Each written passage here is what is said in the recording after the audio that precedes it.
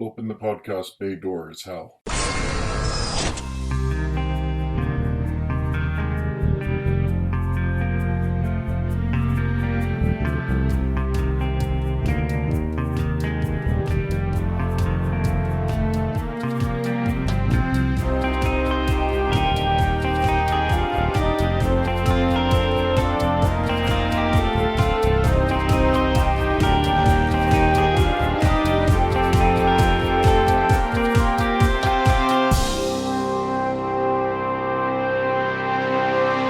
Hello everyone, and welcome to episode 194 of Welcome to Geektown. I'm your host, Kurt Onstead. I meant to get this episode out sooner, but I got a little depressed this week, for electoral reasons, let's say, and wasn't able to put my mind to getting my last conversation with Anne edited down until today. But it's done now, so let's get started with the title of the final episode, which, while of course part of the lyrics of the ballad, has a second meaning that I'll bring up near the end. One last time, take it away past Kurt. On to episode 9, Maiden Mother Crone.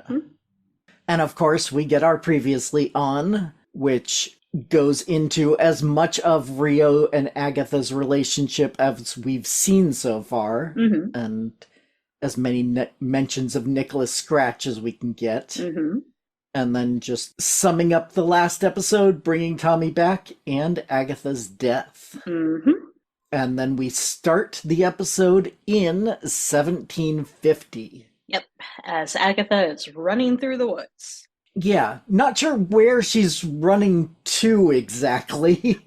My guess is she is trying to get as far away from a population center as possible. As far as she can get before things are far enough along that she can't run anymore. Because she finds herself a good tree. And then we get the reveal that she is very pregnant. And half a second later, you understand that, oh, she's going into labor. It is time. Because she pulls out a lemon, cuts it up a bit in order to bite into it to prevent screaming. And it is so she doesn't bite out her own tongue. Yeah. I am very specifically not a father. Yeah. So I've never been present at any birth. What do they do in modern times to, if you are having a natural childbirth and not getting drugs? The screaming is actually generally encouraged for the most part, is that they don't require anybody to hold back.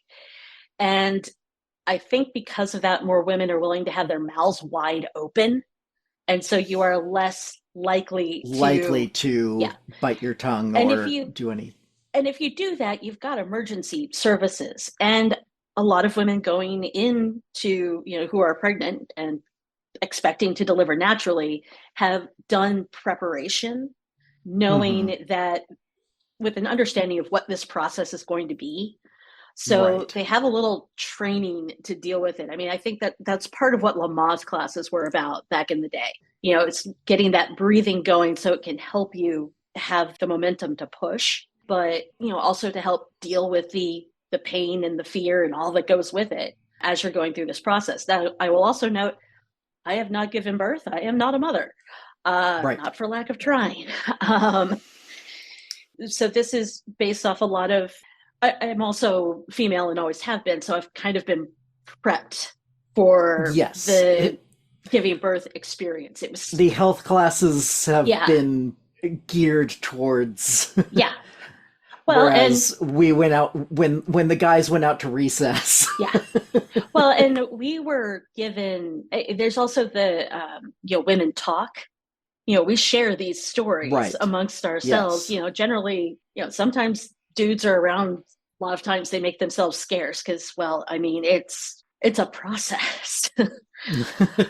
There's a very good reason that children and women did not make it through childbirth very often before the 20th century. That was a high mortality rate, is because it is a very physically traumatic experience. There's a lot of stuff that can go wrong. From conception all the way to the actual birth itself. Exactly. Yeah. And for Agatha, it doesn't go well. No. We get an implication that she's been at this for a while, that labor has not been easy. And then eventually her ex-girlfriend, Death, shows up. Yeah. And Agatha knows why Death is there. Yeah. Now, we basically get it stated that this relationship has existed for a while because she refers to Death as my love. But this is the earliest we ever see in their relationship, so we don't get to see any of the courting or how that happened. We are after the romance novel, not in it. So she begs Death to let him live, and she says a lot of this episode we've already talked about before, so we can just go over it briefly, but I can only offer time. How much time? No answer. Nope. I think Death knows that you actually don't want that answer. That's, yeah. Yeah. It's a question that has been asked of philosophers and just regular people time and time again. If you could know when you were going to die, would you want to know that? Right. So, not going to find out now. Nope. So, Agatha finishes giving birth, and we're introduced to Nicholas Scratch for the very first time. No magic was involved with making Nikki. He is all natural, which we have discussed earlier. Yes. Again, the father is unnamed in the comics and is same here. We have no idea, and he doesn't seem to be at all important to Nikki's story or to Agatha's story. So we then cut to what I assume is probably a few weeks. A few weeks, few days. It's a little while later. Yeah, it's obviously Agatha has recovered enough from the experience that she's now able to walk around. Yes. And so she's got Nicholas in her arms and comes across a forest coven. Well, she has Nicholas in a sling. Yes. Yeah, I mean, she's supporting it with her arms, but he is in a sling, which, again, time immemorial, women have slung their babies to their bodies so they can keep moving. So that their arms don't give out. Yeah. So she comes across this forest coven that has a nice protection circle surrounding it. But because she's a single woman carrying a baby, she's assumed to be safe, and so is let in and offered food and water. But Agatha wastes no time whatsoever. Well, she's probably pretty exhausted from, I mean, even if it's been a while, she is probably not fully recovered from childbirth and thrilled to juice up. Yeah. And Nikki seems to be worn out as well. Yeah. So, she takes their power right away. And so this is the first time that Nikki is witch bait, as I referred to him earlier. Yep. And he continues to be witch bait. They give us 6 years later with Nikki sitting by a well in a market town. And I think he's either had the target pointed out to him or he's looking for the target. Because I assume that he's been... Yeah, go for that one. Yeah. Because he runs up to a particular stall. The lady comes over to him and says, "Oh, are you lost? Let's find your mom." And he runs, grabs a bell, and then keeps running. And that bell is the one that's used to open the road in episode 2. Oh, I did not notice that detail. No, that's the same bell. It's the one in episode 2 is damaged. It's bent a little at the opening, but it's the same bell. Yeah. So he runs. The witches give chase right into a open door, and Agatha says, "Do you shame your mother by stealing?" And I apologize. Come in. Meanwhile, she mouths like "good job." So this is obviously a setup that they have been through before. And again, all of these witch kills in this early part of it take place off screen, which is probably just a money saving probably measure.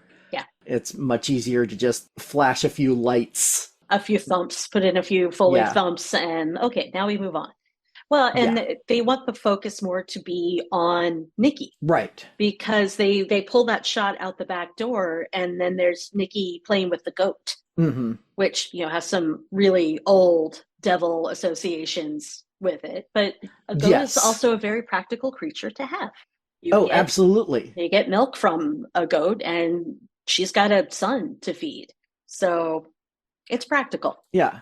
And so once they take care of that little coven, they hit the road. Yep. And we see that Nicholas is not really into this whole killing witches thing. Somehow he knows it's wrong, which is interesting on the basis that he's only ever had his mother's example. So true. It's interesting. But he knows his mother is a witch. Right. And so I'm sure that even if his mother has been his only direct, as you say, example, he's still been to towns. He's seen other people. He's interacted. So you can see where he would pick up that murder is wrong.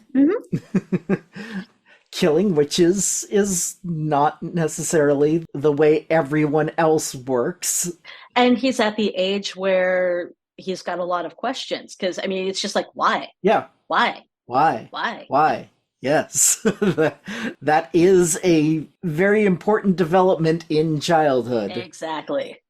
No matter how frustrating it is to be on the other side of those questions. And as he's asking these questions, Agatha says to him, if you want to survive, get used to this feeling. So, which implies that she feels a level of guilt. There's a negative feeling that sits in her.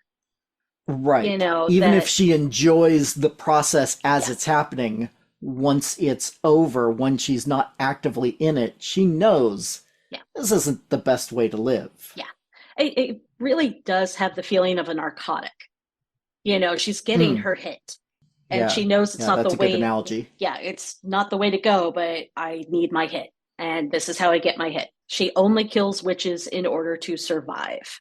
And now we get a big reveal. And everybody who's been watching the show goes, oh. Nikki starts singing a walking song about walking the windy road. And everybody realizes that's a certain tune we've heard many times. It's a little altered. Yeah. Again, from the interview that I read with Jack Schaefer, the Andersons wrote, they referred to this as a proto-melody of the song. Which is historically accurate. There are a lot of songs that have evolved from other songs over time. And we get to see the evolution of the song, which is really neat. Yes. That's definitely one of the things about this episode that I loved, were the song montages. And I love the relationship between Agatha and Nikki. It's a loving mother-son relationship, mother and child relationship. She loves her son very much. She may be using him as witch bait, but we're also in a time period where kids worked. True. Yeah, he's doing the chores he can do at this age. Yeah. And given his condition, we hear him coughing. We see the bags under his eyes. He's not necessarily healthy. A healthy child. And in the next scene, that gets even more explicit. Yes, thank you. Yeah. Nikki says he's hungry, which Agatha says, oh, that means you want a lesson. So, okay. I can't feed you, so I'm going to distract you. Yes. He wants her to just use her magic in order to solve the problem. And she's like, well, my magic doesn't solve this problem. I can blow stuff up, which she does. Yes. She can control weak minds. She can do telekinesis. Cast illusions. But she can't heal.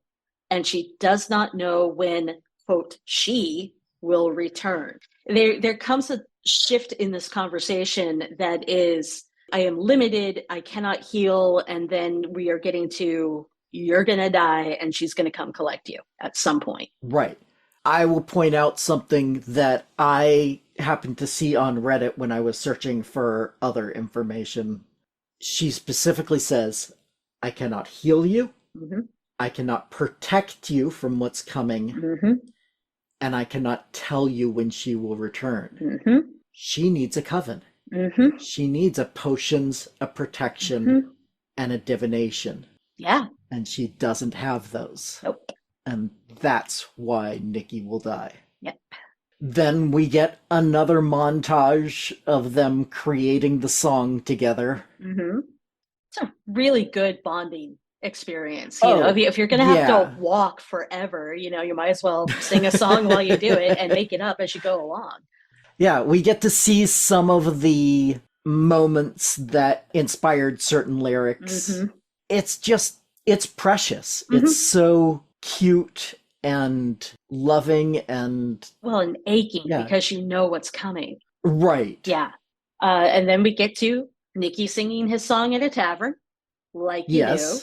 Continuing to act as bait, but this time he doesn't go along with it. Nope, he coughs once he's done performing, and she says, "Oh, let me get you a warm meal." The witch who comes up to him, he's like, "No, my mother needs me," and Agatha is mad.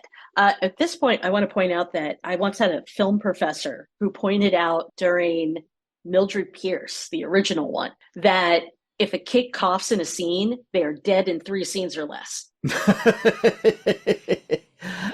Well, I think he coughed earlier, so I think it may have been more than 3 scenes, but possibly. Yeah, it's unless it is specifically, oh, this kid has a cold.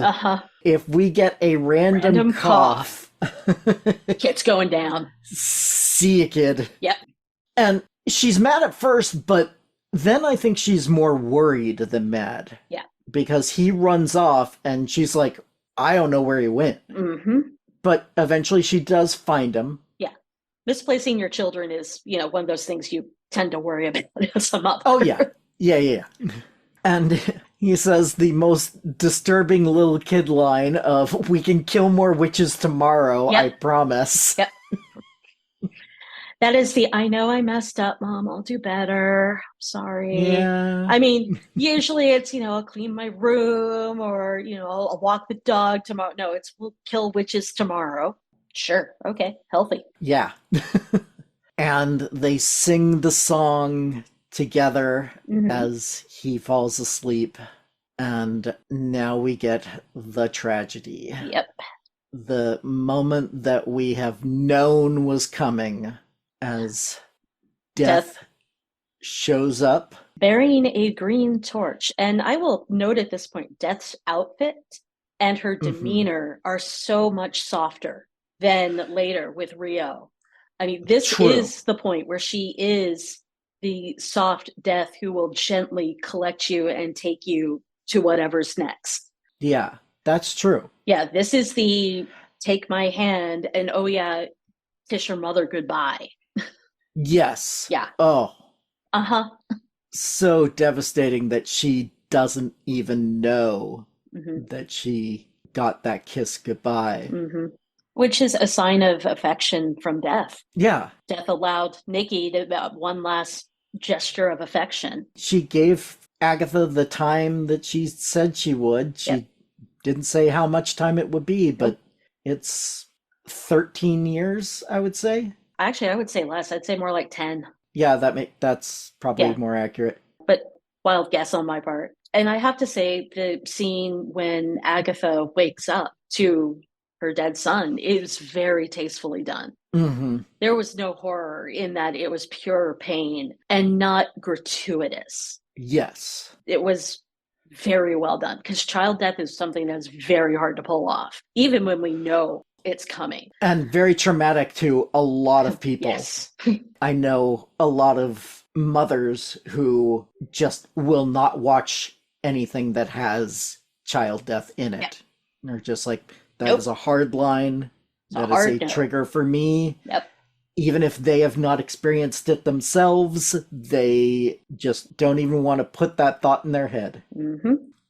Yeah, Agatha wakes up and you know exactly what she's going to say, but it still hurts when you hear her say, I want more time. And again, with the tastefulness of it, it immediately cuts to her mourning him at the burial site. Right. In other shows, you would have her digging the grave.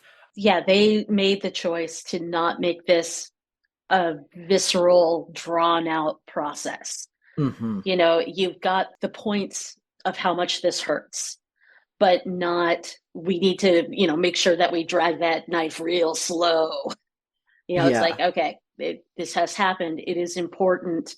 We see enough of Agatha's process that we know that her grieving is deep and true. And as she stands by his grave, she adds one more verse to the song that is just for Nikki. Yeah. And she tucks the lock of hair into the locket. Everybody kind of knew who it was for a really long time, but here's our actual proof.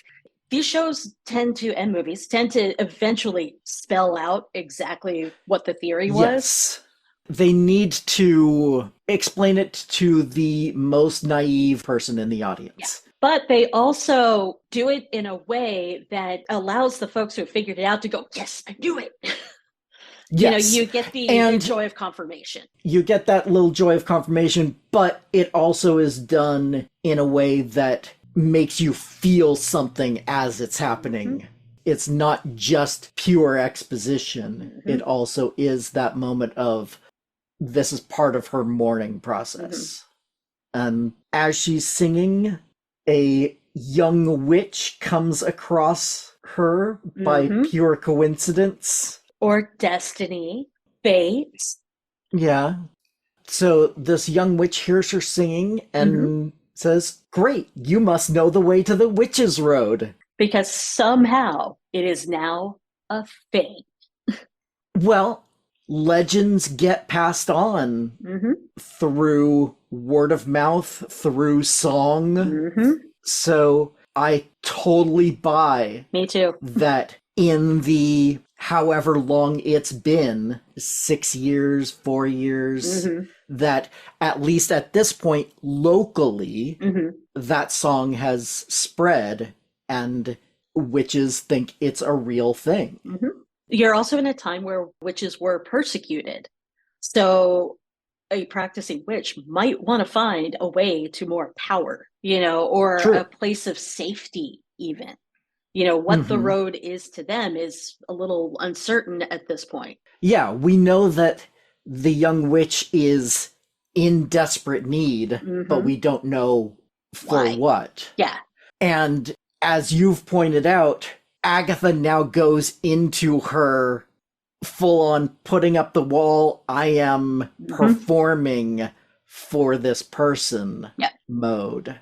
And you can visibly see that shift. And now we get our third montage. With the beautiful development of the ballad, that it goes from just women singing and then it gets fuller. And the one in the 20s sounded, I don't want to say it sounded jazzy, but it had some more modern tick to it.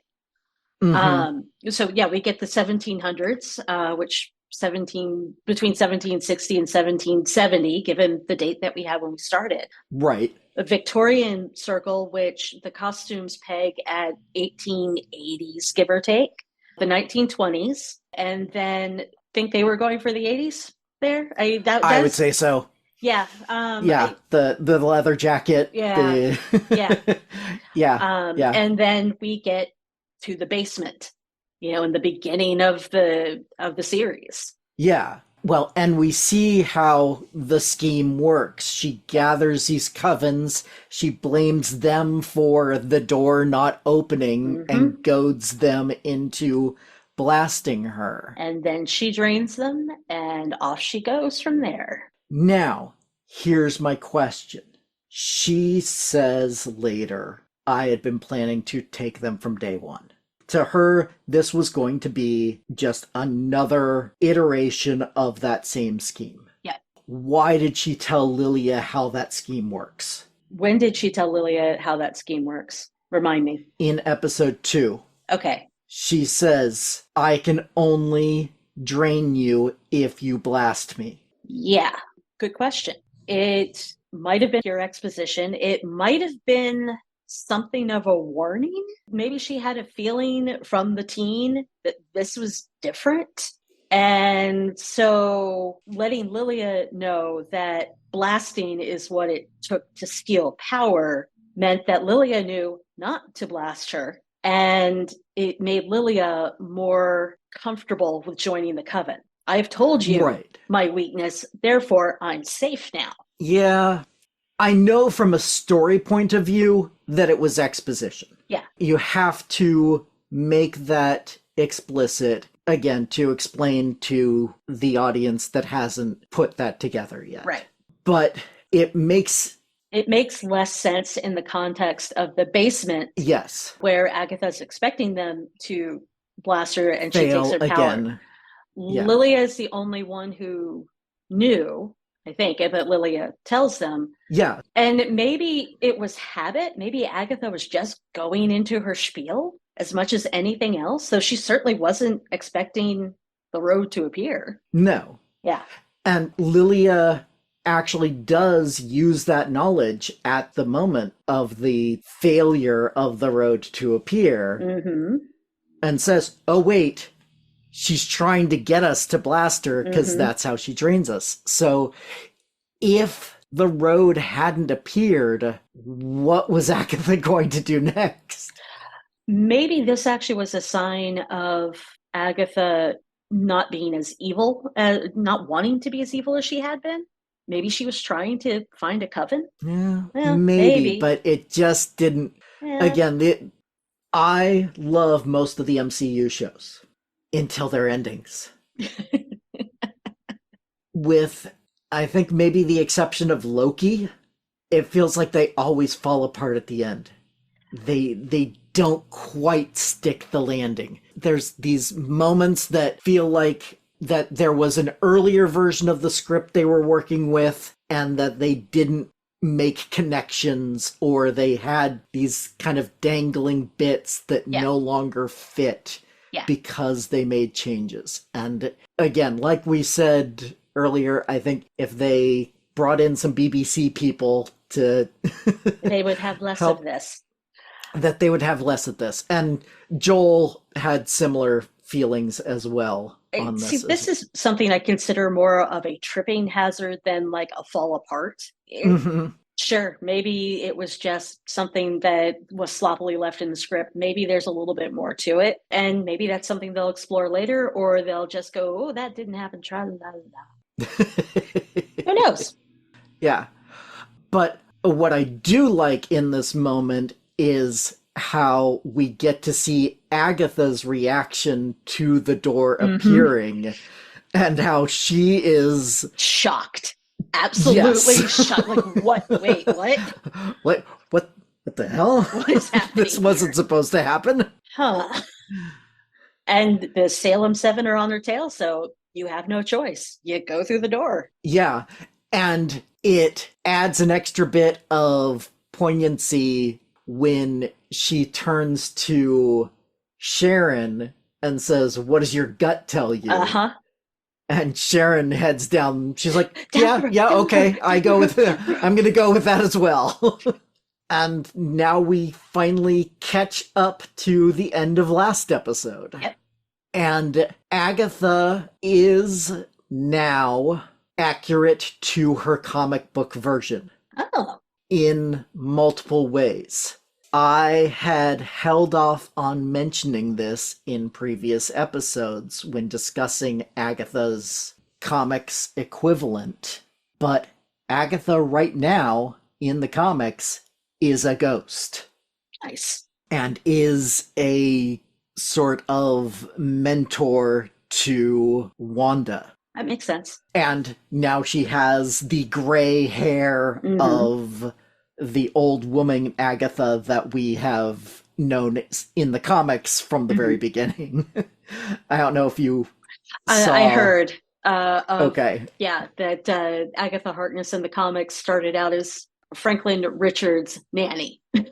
Yes. But it has always been an old woman. We don't. Yes, she was very much the stereotypical image of the spinster old lady. She was always the crone. With the yeah, she was always portrayed as the crone. Yeah. And yeah, we got to see Agatha in this episode as maiden, mother, and crone. Okay, when did we see her as maiden? I would say pre-birth, she was still maiden. Okay. I think the only time we saw her as maiden was in WandaVision when we had the flashback to 1693. Okay. That's a reasonable interpretation. Yeah. Had we gotten the scenes of Agatha and Rio's relationship, yeah, that would have been a lot more maiden. Yeah, a lot more maiden there. I think that's definitely what their intention was with naming this episode that. Yeah. And Billy now asks all the questions that he wanted to know. Yeah. Asks if he made the road. Yep. Yeah, he did. Good job, kid. Yeah. And he doesn't want to believe her at first. No. Well, there are 3 dead people in the process. Exactly. He doesn't want to think himself responsible. Mm-hmm. And so he says, "This is one of your tricks." And she's like, "No, the ballad was the trick." Mm-hmm. That was the con, the long con. Yeah. Well, the repetitive con. Sure. The road wasn't real until Billy made it real. Yep. And what I wonder is it now real for everyone? Has he created the road, and now if other people do the ritual, will it work for them? That is a very good question. I mean, is it now a pocket dimension? Or is it now gone because he realizes what it is and it's served its purpose? And it's... Right. He does close the door later in this episode, but that could be closing the door, or it could be a door. Yeah, exactly. But also the road is very tailored to Billy. I mean, the road was created out of Billy's room. So, I mean, maybe there is now this pocket dimension that is the road that will take from this summoning witch's life in order to create the road for them. Right. Who knows? Yeah. I don't know. I'd like to try summoning it, see what happens. But yeah, once he accepts that he created the road, now he feels responsible for those deaths that happened. Mm-hmm. And Agatha does try to kind of shift that guilt off of him. Yes. That Alice died doing what she was supposed to do. Lilia chose her fate. Well, Alice, she takes the blame. She takes responsibility for it. He says, "I killed Alice," and she goes, "Well, I killed Alice." Yeah. Lilia, that was her choice. Mrs. Davis, who? Oh, poor Sharon. Poor Sharon. AKA the gardening lady, as Agatha refers to her. It's a more interesting death than Mrs. Davis was probably going to get, but still, not great. Yeah. Yeah. And then Agatha points out that, if you actually do the math on it, you saved a life. Yep. Because, again, I'm not sure how this all fits in with what she told Lilia, but she was planning on killing all of them. Mm-hmm. She was going to do the same con that she had done forever, at least half a dozen times before. Yep. But Jen survived and is literally crawling out of the earth in front of the Westview sign. Yes. Nicely set up. Yes. Again, I mentioned earlier that there were practical effects that I saw near the end of this episode that, and those 2 specific moments, her crawling out of the ground was done with, a trapdoor and that sort of thing. And then her flying off was done with the crane and wires. Oh, nice. That was all done practically, just painting out the things that made it, that would make it work. Yeah. Yes. You didn't have to hide. You don't have to hide the things that make it work anymore, but you also can still use the practical things in order to make the effect. And then just like, we're going to get rid of the crane and the harness, but you still get a very a very solid Jen going, Yeah. So, yeah, we get that cut of Jen coming out and flying off. And then Agatha tells Billy something that she told Nicholas earlier. Yep. Get used to this feeling. Whatever that negativity is you feel towards the death of other witches, get used to it. And Billy says, no. No, I'll never get used to it. And of course, Agatha replies, we'll see. Mm-hmm. Which to me says she still hasn't really changed. No. Again, it feels like they're trying to set this up as some sort of redemptive arc for her, but I don't feel like she's been redeemed in any way. She sacrificed herself for Billy at the very end, but that didn't feel really motivated by what was happening in the scene, and it was a calculated risk. She had a feeling she could beat this by becoming a ghost, and maybe that was one of the reasons that she pulled some of the death energy, is so she could remain as a ghost. Possibly. And a very talkative ghost while we're at it. Like she can communicate well. This isn't a ghost who can barely knock something off a table or is just a sound effect upstairs. This is a ghost you have a conversation with. Although we have only seen her interact with Billy so far. That's true. So we don't know if this is a special relationship she has with him or if she will be able to make herself known to anyone. Well, and she even says in the scene, I'm still figuring out what the rules are. I'm still working it out. Yeah. And I feel like she's mentioned the rules, said that, what the rules of the situation are several times throughout the show. And she likes to know the rules so she can subvert them. She doesn't break them, but she will work her way around. She will find every loophole. Yep. But that's the end of that scene, and Billy drives back to Agatha's house and heads down to the basement where the door is still there. Mm-hmm. Which is weird because from the road side of it, we did see it seal off. Yeah. It became a solid piece of earth again. From the road side, not necessarily from the basement side. So, right. Yeah. But the question is, if it's sealed from the roadside, what happens if you open that door? Do you just see... Maybe you just find a layer of earth, and I think Billy just wants to make sure this door is closed. Yes, absolutely. There are no exceptions. There's no way to wiggle around it. You can't get a shovel and just dig your way into the road once you open the door. It's just, this door no longer exists. Because Billy goes straight for hunting around Agatha's basement, even as she is lounging on the washer and dryer, which I noted that in episode 1 or 2, that she says something like, Wanda got the power and I got home appliances. She's really bitter about being in the suburbs. Yeah. But Billy ignores her and finds the chalk he needs to draw a pentacle. He finds the candles he needs to circle the pentacle, lights them magically. His book comes back to him telekinetically, which is great. And he has her rocket. So he starts a banishing ritual. Yeah. Now, I watched the episodes with subtitles on, and this was the first time that the Latin was given to us in the subtitles. So that let me go to Google Translate. Now, Google Translate is weird. Yes. Either that or Latin is weird. I'm not sure.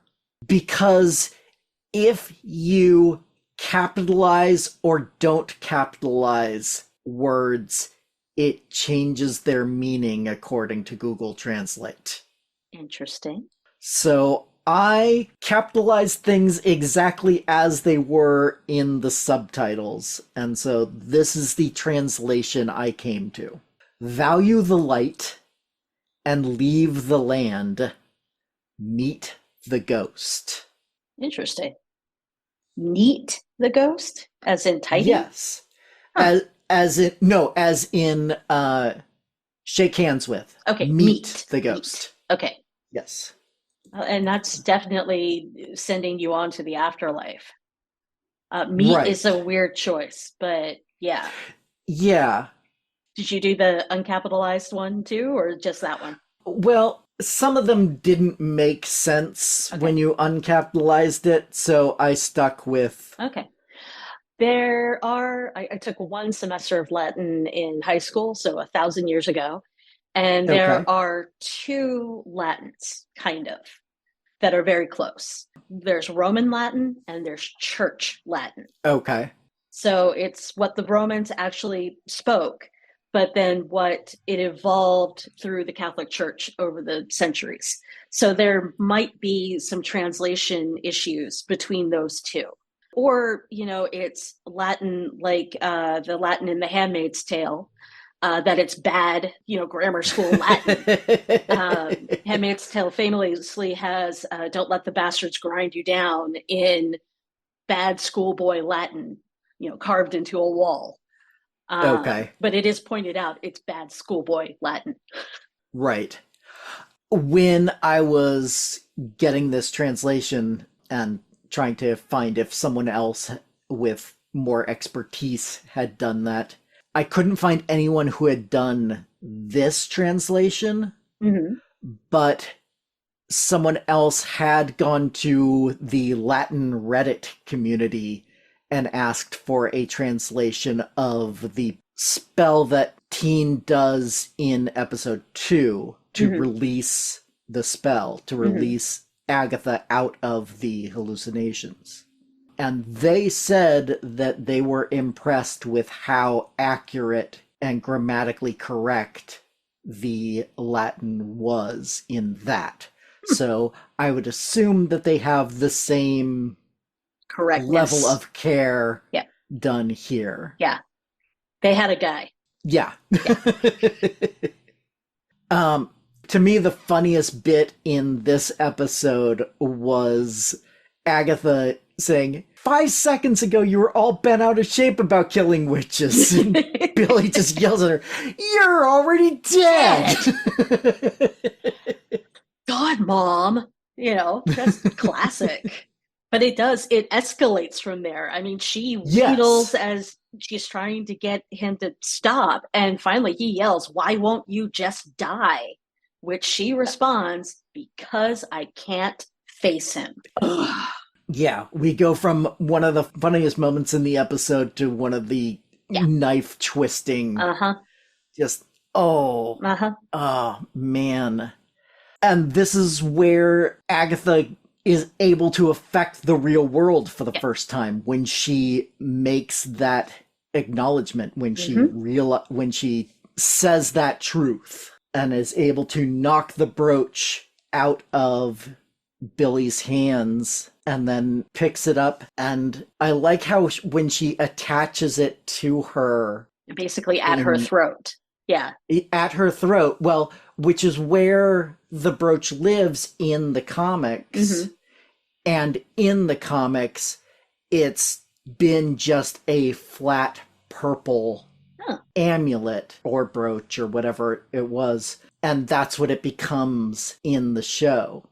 When it becomes part of her ghost self, you lose the Maiden Mother Crone pattern, and it just becomes a glowing purple, bringing her, again, closer to her comic book incarnation. Well, and there is this moment of she takes it into her, which is an acceptance of the loss of Nikki. She no longer is carrying a literal piece of him around so much as she's pulled that into her ghostly self. Yeah. Put him into her heart. Right. And Billy seemingly forgives Agatha for all of the pain that she's caused him along the way, as he says, I'm sure he, meaning Nikki, would forgive you for whatever you did. Right.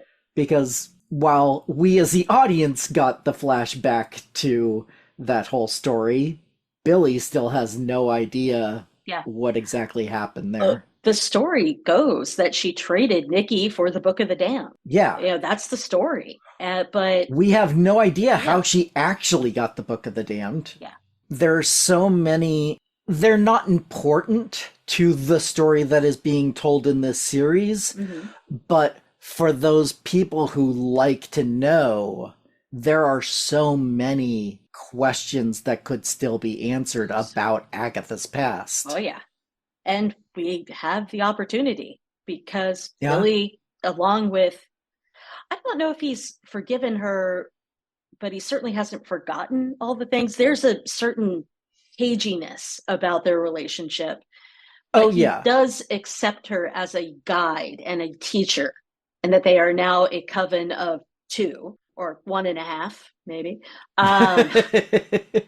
And that, they're going to have the reputation of they have killed their coven members. Yeah. You know, there's an acceptance of what he has done and also a moving past it. But he also takes the time and the magic to close the road and leaves a memorial of the names of the lost witches. The women who died. Yeah. Because while early on I had theorized that Sharon was going to become a witch herself. Oh, I did too. I really wanted it. I think we all wanted it. Yeah. So we kind of wished that it would happen. But obviously from her death forward, that did not happen. And so that's why I say the women that died, not the witches, because Sharon is included in there, and she, while part of the group, was never part of the coven. Yeah.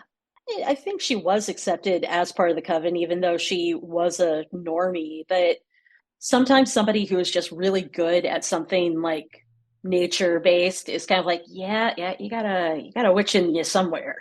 You know, whether you choose to embrace it or develop it, that could happen, that could not. But we close with the setup for another series. With Potentially. Let's go As find one Tommy. door closes, another one opens. Yep. And let's go find Tommy. Yep. Now, the only series that has been announced that I think this could potentially tie into is Vision Quest. I can see that. I think Disney at this point is just being very cautious about what they announce. Yes, there's probably I would agree with that. A lot more being developed, but they are sensing the superhero burnout. I think superhero burnout is not as strong a force as some comic book pundits say it is. I think a lot of this was post-Endgame disappointment combined with COVID. So when you put out something like Deadpool and Wolverine, you're gonna get $1 billion still. When you put out something like Agatha All Along, you're going to massive viewing numbers. That went up. I mentioned this last episode with Joel, that episode 7 had more viewers than the premiere. Episode 8 had more viewers than episode 7. So word of mouth has gotten around. Yeah. When you put out something with quality and that people are looking forward to, you're still going to get that superhero audience.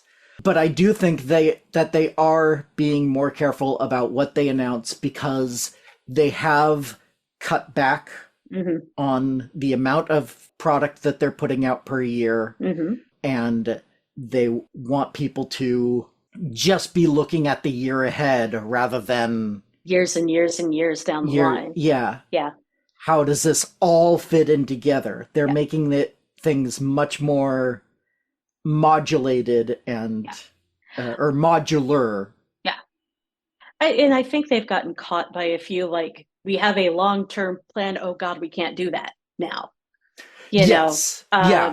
With Kang. Yeah. I mean, Jonathan Majors no longer being a viable actor for Disney. Then for good reason. Yes. But so they had to shelve an entire plan because they lost their villain. Yeah. So they might have gone, wait. We can we can make some loose plans super long term, but we're going to focus on the immediate and maybe not do like a Infinity War level arc again. Yeah. Until we've put some more things together. Yeah. Again, this is something that Joel and I talked about, is that, of course, hindsight is 2020, but if they had said, this is not phase 4, this is Saga 2, phase 1, I think they could have avoided a lot of the, we want it to all interconnect, we want every Easter egg to be a clue to the next show and the next movie and all of that, and they could have said, look, we're rebuilding, we're starting from, we're sort of starting from scratch again. Yeah.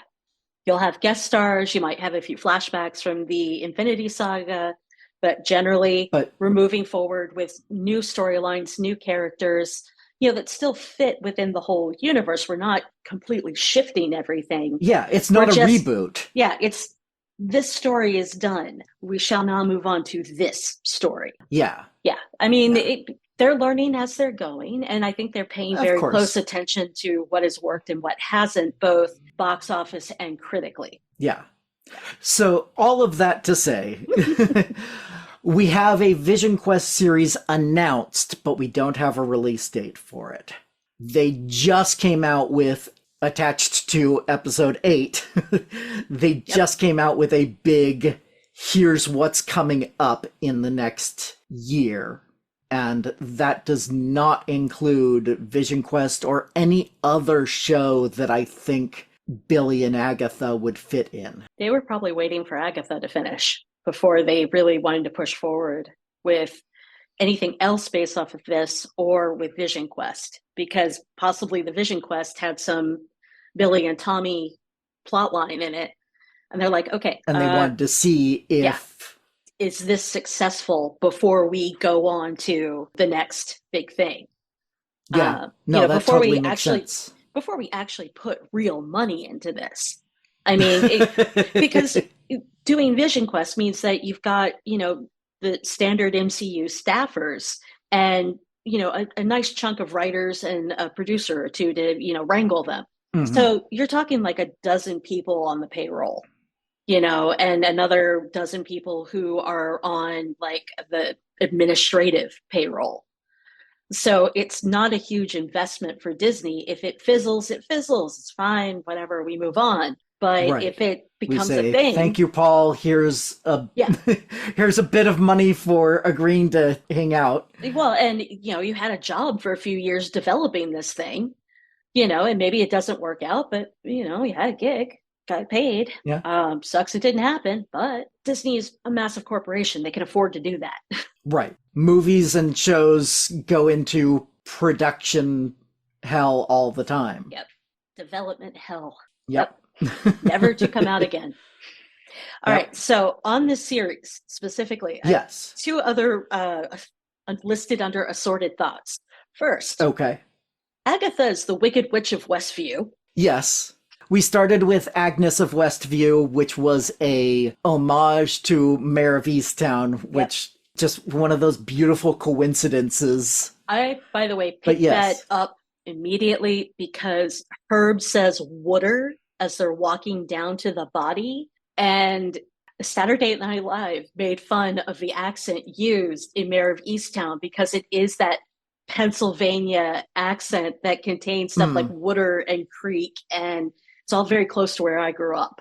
So got it. It just cracked me up when I heard it. And Agnes says something that has that same kind of cadence to it. It's like, oh, yeah, that's Mare of Easttown. Again, Catherine Hahn's performance in this, where she's able to shift between Agnes, the real Agatha, the performative Agatha. Just a masterclass. Well, in WandaVision, too, she shifted from different versions of Agnes through each of those television series. The 50s Agnes, the 60s Agnes, the 70s, the 80s, et cetera, et cetera. They were all very different Agneses. The other thing that is a question I don't have answered is why Agatha kills witches. Now, you're going to say it's to drain their power. Duh. Other witches don't do that. So why is this Agatha's modus operandi? Why is that her thing? She doesn't need it for immortality, for long life, because Lilia is well over 400 years old. Jen is over a century old. Yeah. So what made her start doing it in the first place? Well, I think the first time she does it is when her coven tries to kill her. And so that it's a self-defense mechanism as much as anything else. Right. Or could be interpreted as such. And as you pointed out earlier, her crime was some sort of forbidden knowledge. Mm-hmm. Was the draining ability that knowledge? Uh-huh. Could be. If so, why did she seek that out? Is a follow-up question that I would love the answer to. But yeah, you're right. She is the only one who drains power from others in order to gain her own. Yeah. Perhaps until she found that forbidden knowledge, she didn't have power of her own. And this was her only way to get that power. It's a good question. And again, one I would love to see answered in a future project.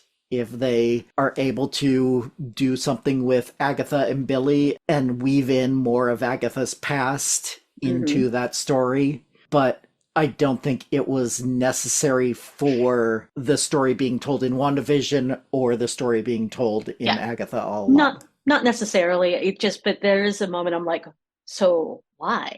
You know, why is this the thing that she does? And she states, I think eventually once the Ballad of the Road becomes how she gets witches to drain, and she starts using the I take power from the undeserving, that she now sees these witches as undeserving because they, first off, buy the con. And secondly, they are not able to gain enough power on their own. They need this crutch in order to gain power. So clearly they're undeserving. Interesting. That assumes that what they all wanted was power. That's true. But in Agatha's mind, she could justify it by saying if they had the power that they needed, then they would be able to do whatever it is they want the road to do for them. Well, if they had the power or the intelligence or the will or the, you know, all the things if they that were Agatha would value. Deserving. Yeah. Yeah. So anyway, I think Agatha's an anti-hero, and I think she's an excellent anti-hero. I think she is neither good nor bad, and she's not interested in that question of morality necessarily, you know, except the moments where she actually has to confront it. Yeah. It is relevant to the situation, not to any actual code, more of guidelines. She has her own personal code. And even that's probably pretty flexible. Yeah. It doesn't fit into any standard morality, but is what she needs it to be at the moment to justify her ends. Yeah. So, good, bad, she's the one with the purple. Well, that sounds like the perfect place to end the conversation.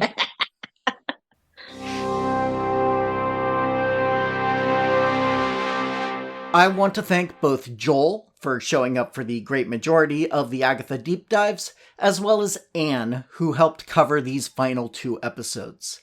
You're both always welcome for any future deep dives I might cover. As always, if you want to share your thoughts on the episodes we've discussed, you can email those, or topics you'd like to hear about on future scripted episodes, to welcome2geektown@gmail.com. Or you can go to the website, welcome2 in this case, geektown.com, and click the Submit a Question link if you'd prefer to remain anonymous. Or you can find me on Blue Sky at welcome2geektown.bluesky.social. I'm planning on leaving Twitter very soon, as the environment there has gotten steadily worse. If you'd like to support the show directly, you can join my patrons at patreon.com/welcome-to-geektown for just $1 per month to get a monthly shoutout, scripts of all written episodes, and extra audio content like uncut versions of the deep dives and bloopers from the scripted episodes. You can also help the show grow by subscribing and giving a 5-star review over on Apple Podcasts to join the Geektown City Council, which helps other people find the show so we can all tell them, Welcome to Geektown, population us. Welcome to Geektown is written, narrated, edited, and produced by me, Kurt Onstead. Theme music is by Aaron Levitz, logo art by Archie Santana. All other sound clips are the copyrighted material, their respective owners, and no infringement is intended, falling under fair use.